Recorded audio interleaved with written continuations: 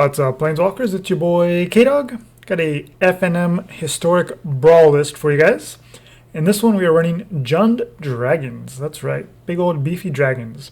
So our commander here is Darigaaz Reincarnated.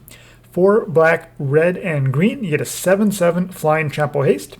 If it would die, exile instead with 3 egg counters on it.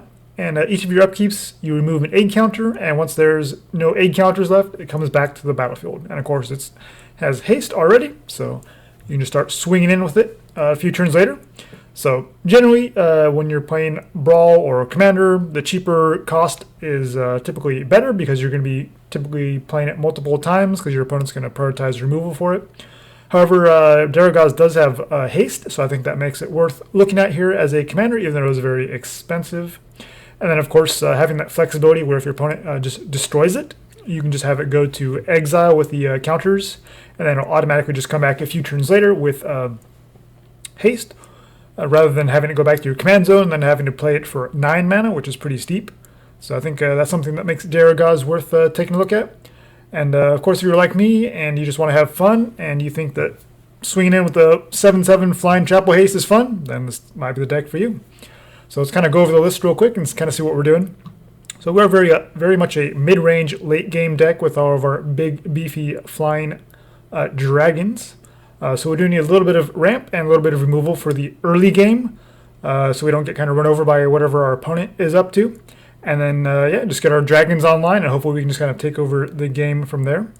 Of course, our opponents can have removal of their own, so we do have some resiliency, but mostly we're just trying to kind of just win quickly and hope our opponent doesn't have too much removal. So obviously it's more of a funner deck, not the most competitive, but yeah, let's take a look at it real quick. So we do have a Heartless Act, just a nice removal spell here for instant speed, 2 mana, destroy a creature with no counters on it. So it's pretty flexible there. And you can also remove up to 3 counters from target creature. Let's have a Lightning Strike. It's a 2 mana instant, deal 3 damage to any target. So just having flexible spells is very much the key to any kind of a singleton Brawl commander type formats. And so I think Lightning Strike is definitely worth playing over things like Lava Coil or similar spells because it hits any target. So you can go to your opponent's face to a little bit of reach, hit planeswalkers or creatures. It's up to you, whatever the board state dictates. And we are kind of a base red deck. 3 colors in Commander is a little bit, Brawl is a little bit tricky because you don't have all the good shock lands and things like that. So just kind of sticking to a single color as your base color and just kind of splashing other colors is probably the best way to go. And one way to help us do that is Paradise Druid. Of course, we can tap for mana of any color, and just being a 2/1 with Hexproof is pretty fantastic. Assassin's Trophy gives us some flexible removal here. Arcane Signet gives us that little bit of ramp and color fixing as well. Bone Crusher Giant, just a fantastic all-around card, 2 damage to any target, and then having a 4/3 body on the battlefield. Then, of course, Fight with Fire, I think is worth taking a look at. 5 damage to a creature for 3 mana is pretty solid. And then, of course, if you draw this in the late game, the Kicker, dealing 10 damage, divide it as you choose, is pretty sweet. You can just finish off your opponent's face if you've been able to get through a little bit of damage from your dragons and whatnot. Of course, running Sarkhan here. We can, nice card selection here with the discard and draw card.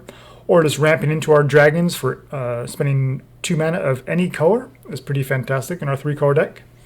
And if Sarkhan does stick around, the -7 is pretty backbreaking. And Spitflame, because we are playing so many dragons here, it's repeatable removal. 4 mana to target creature, instant speed.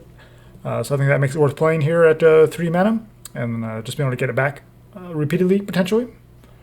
Draconic Disciple is another little bit of a fixing and ramp here. 2/2 for 3 mana, but it taps for 1 mana of any color.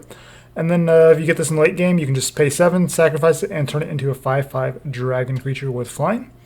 And of course, Rhythm of the Wild is a nice payoff for all of our big beefy dragons, giving them potentially haste, or making them even bigger if our opponent has some flyers of their own.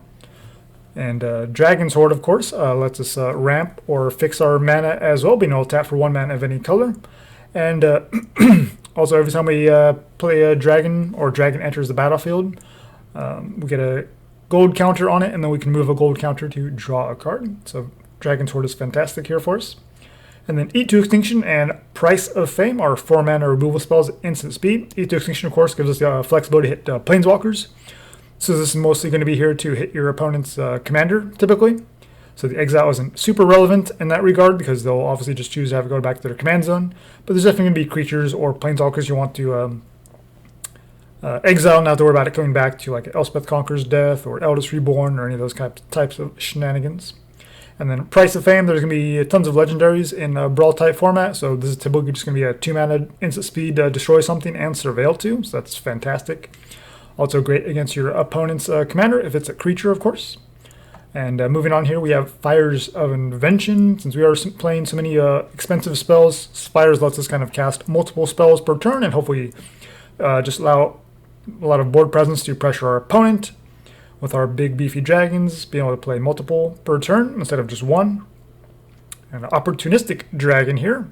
It's a 4/3 flyer for 4, so not great. However, we do get to remove pseudo removal on a human or an artifact on our opponent's side. So human part could be relevant in certain matchups, but obviously all these Brawl decks are running some sort of artifact. Obviously we're running the Arcane Signet and the Dragon's Hoard, so things like that would be fine targets to kind of take away your opponent's fixing or a ramp of theirs. And just having a 4-powered flyer is pretty sweet. Rekindling Phoenix is not a dragon, but it's a fantastic 4/3 for 4 mana. It can be used offensively or defensively because whenever it dies, you just get a 0/1 creature token, and each of your upkeeps, you get to sack the token and return Phoenix back to the battlefield. Then it comes back with haste, so if you want to start swinging into it, you can do that.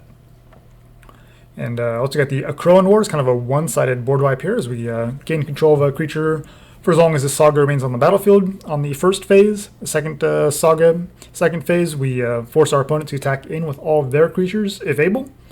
And then the third phase says that each tapped creature deals damage to itself equal to its power. So obviously this will be after we've untapped, so all of our creatures that we have on the battlefield will be untapped, and it'll just affect our opponent. So that's pretty sweet. And then we have Verix Bladewing. It's a 4/4 flyer for 4 mana. However, it's a kicker for 3, so if we pay 7 mana total, we get 2 4/4 flyers instead, because we get the Verix, and we get a token named Karox. So it allows us to put multiple dragons onto the battlefield with one spell. Then, of course, Questing Beast, same thing as the Rekindling Phoenix, is just fantastic offensively or defensively. 4/4 Vigilance, Death Touch, Haste. All the abilities, of course, that are kind of ridiculous. But yeah, let's just attack in with impunity, and then just hold it up as a blocker with the Vigilance and the Death Touch. It's going to be great in pretty much any matchup. And another dragon here, Bone Dragon. It's 5/4 for 5 mana, so it's decent. However, it does have a little bit of recursion here. We can pay 5 mana and exile 7 other cards from our graveyard to return to the battlefield tapped. So it's kind of like escape, basically. So 5 mana is fine to basically repay it, but having to exile 7 other cards can be a little taxing at times. But obviously, if your opponent's running a removal-heavy deck, then you'll have plenty of things to exile because they'll be killing all your stuff and things like that. We also have a Demanding Dragon here. It's a 5 mana 5/5 flyer. Of course, and when it enters, deals 5 damage to target opponent unless they sacrifice a creature.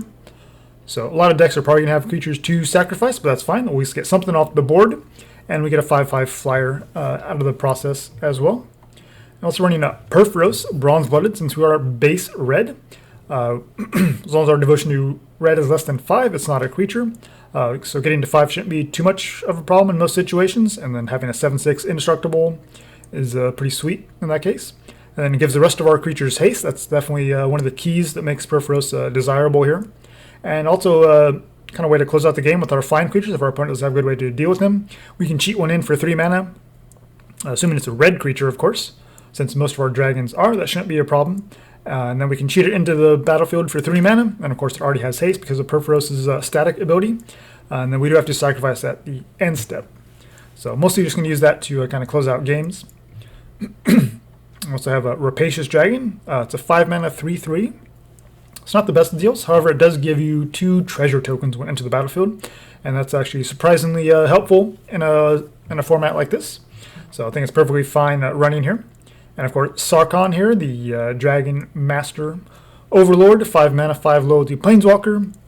Whenever a creature attacks you or planeswalker you control, each dragon you control deals 1 damage to that creature. Hopefully we have multiple dragons out to ping our opponent's creatures down to so they'll be disinclined to attack into us in the first place. And then we +1 to turn our planeswalkers into 4/4 dragons. We're not running a lot, just Sarkhan 5, Sarkhan 3, which we already went over, and then 1 more that you're about to take a look at. And then -3, of course, make a 4/4 dragon token with flying. Let's have Skarrgan Hellkite, just a fantastic 5 mana 4/4. Has Riot, so you can either give it haste or turn it into a 5/5. If you do give it a counter, you can pay 4 and deal 2 damage divided as you choose among 1 or 2 targets. So if your opponent's running like a tokens, then obviously you'd probably want to choose the counter, and then you can kind of ping off their little 1 toughness tokens, or you can just kind of use it for a little bit of reach and deal damage to their face. And Vivien Reid is our last planeswalker here.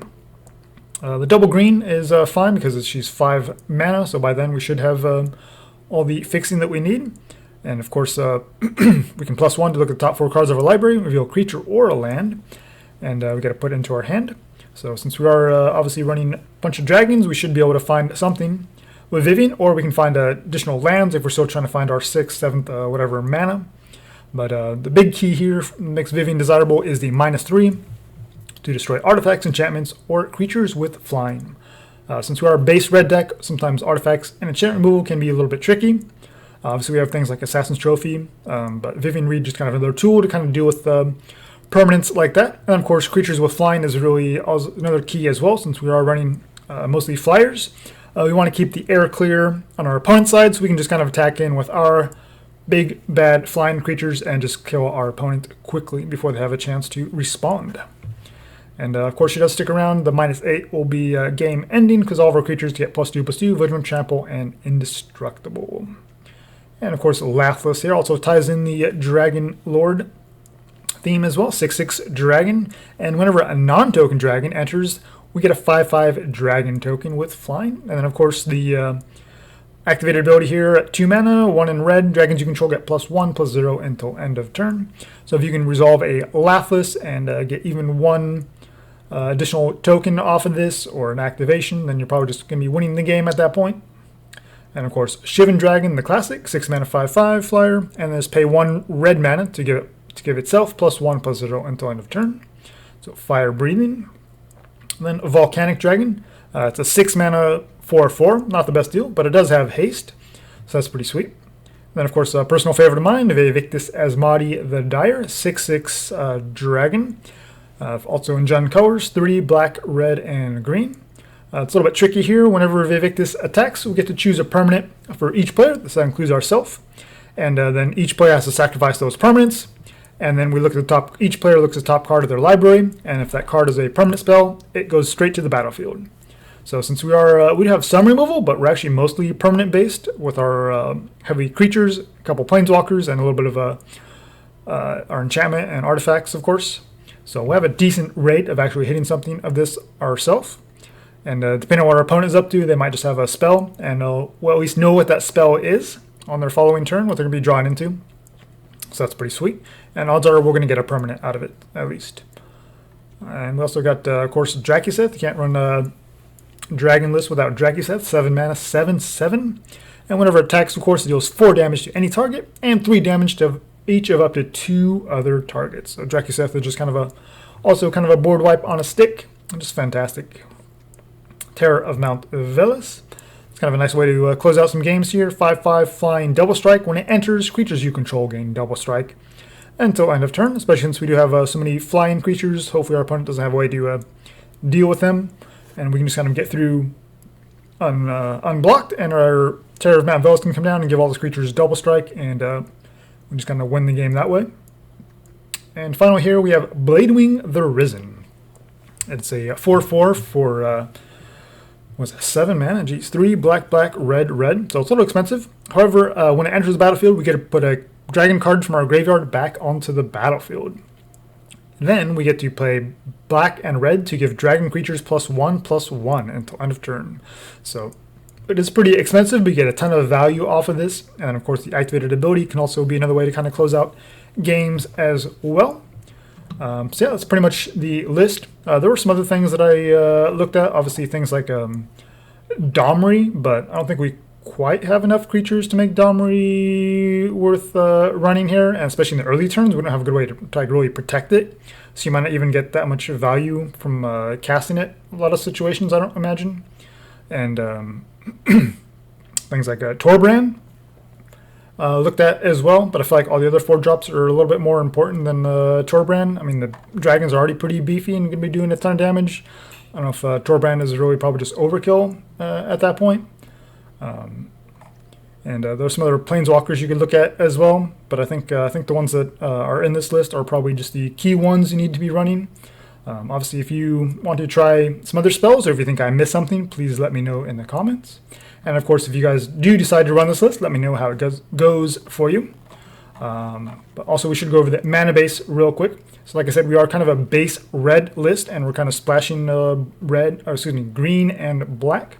So we do have, of course, the Castle Locthwain, 2 swamps, the Castle Ambreth, another way to kind of pump up our dragons, 4 mountains, just the 3 basic forests, and then we're running just 4 of the dual lands for each color combination.